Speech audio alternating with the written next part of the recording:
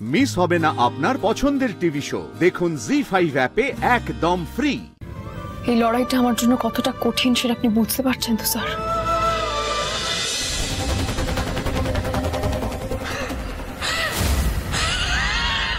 এদিক থেকে আসছে আওয়াজ।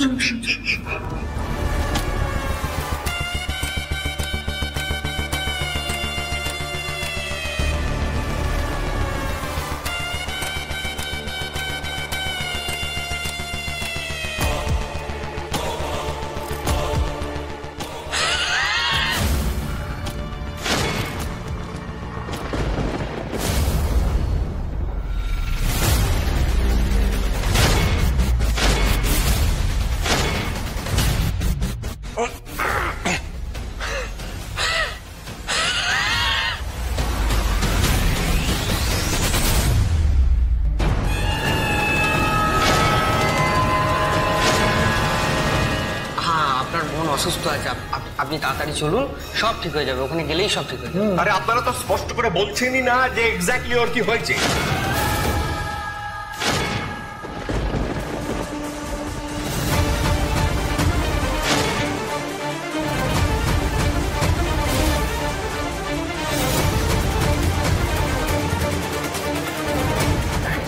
পুলিশ অফিসার নিশিকান্ত ছিলেন? চল একটু গাড়িতে আছে শান্ত।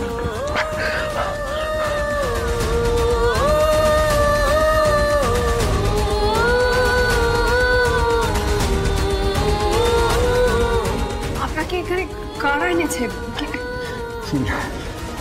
কাউকে চিনি, আই ডোন্ট নো। চল একটু চল।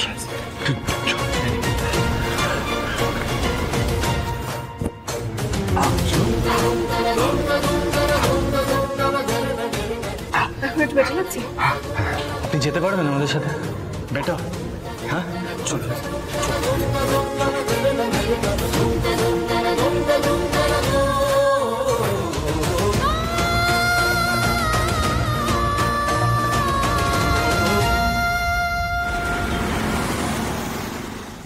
স্যার, আপনার ইনভেস্টিগেশনের আন্ডারে থাকা একটা কেস আবার রিওপেন হচ্ছে, আর কেউ হয়তো চায় যে সেই সত্যিটা সামনে না আসুক। তাই আপনাকে আপনার বোনের নামে মিথ্যে অসুস্থতার কথা বলে কিডন্যাপ করা হয়েছিল। পুরনো কেস? পুরনো কোন কেসের কথা বলছো তুমি? সোদপুরের প্রতিমা বিশ্বাসের কেস। আপনার মনে থাকবে কিনা জানি না, প্রায় 15 বছর আগেকার কথা। ওই মহিলার বিরুদ্ধে অভিযোগ আনা হয়েছিল যে উনি নাকি ওনার স্বামীকে বিষ খাইয়ে মেরে ফেলেছিলেন। প্রতিমা বিশ্বাস, সোদপুর? না, কিছু মনে পড়ছে না তো। একটু মনে করার চেষ্টা করুন স্যার। ওই ভদ্রলোকের নাম ছিল অর্ধেন্দু বিশ্বাস, যিনি বিষ মেশানো পায়েস খেয়ে মারা গেছিলেন। স্যার, কিছু মনে পড়ছে স্যার?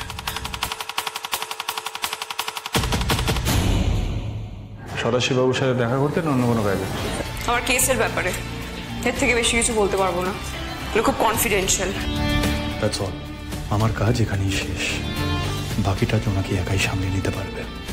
স্যার, একটু মনে করার চেষ্টা করুন না, আপনি ঠিক পারবেন। দেখুন, আপনি রিল্যাক্স করে একটু ভাবুন, আপনি পারবেন। হ্যাঁ, মনে পড়েছে। হ্যাঁ হ্যাঁ, কি মনে পড়ছে স্যার? কিন্তু ভদ্রমহিলা তো অ্যারেস্ট হওয়ার পর মানসিকভাবে অসুস্থ হয়ে পড়েন, আর উনি ইনফ্যাক্ট একবারও স্বীকারও করেননি যে উনি খুনটা করেছেন। প্রতিমা বিশ্বাস খুন করতে পারে না, উনি খুনি নন। আমি ওনার মেয়ে, আমি জানি আমার মা কাউকে খুন করতে পারে না। আমার বাবাকে অন্য কেউ মেরে মায়ের উপর দোষটা চাপিয়েছিল। তুমি প্রতিমা বিশ্বাসের মেয়ে? হ্যাঁ স্যার, আমি জোনাকি বিশ্বাস, সদ্য ল পাশ করেছি।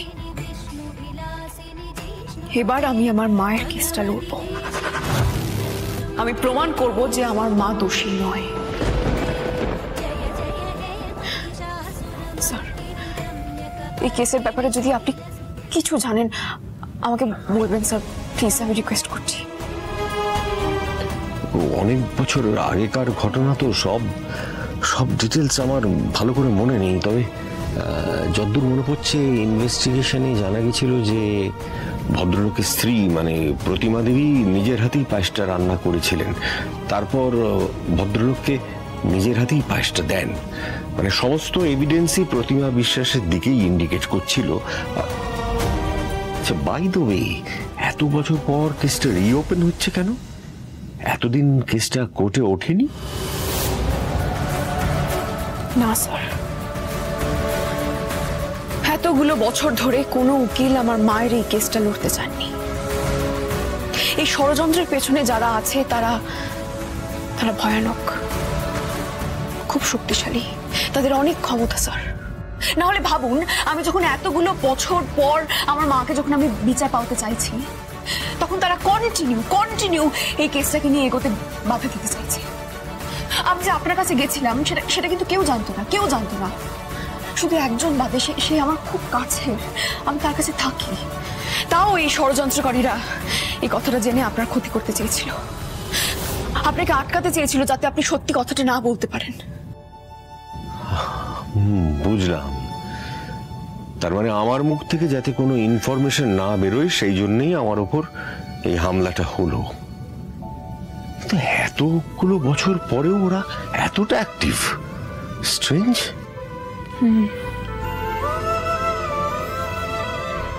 এই লড়াইটা আমার জন্য কতটা কঠিন সেটা আপনি বুঝতে পারছেন তো স্যার? স্যার, আপনার যদি কখনো কোনো ইনফরমেশন মনে পড়ে আপনি আমাকে প্লিজ বলবেন স্যার, আমি রিকোয়েস্ট করছি। আমি আমার নাম্বারটা আপনাকে লিখে দিচ্ছি, দেখেন।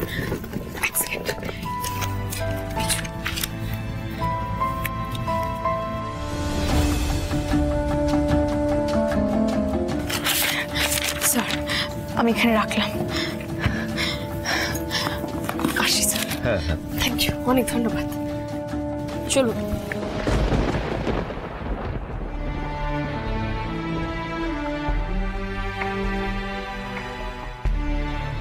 মিস্টার মিত্র চলে গেলেন?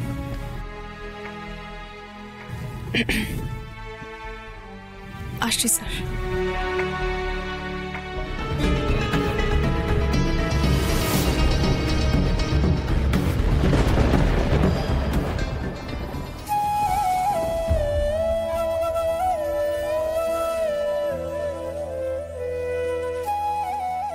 চলে গেলেন?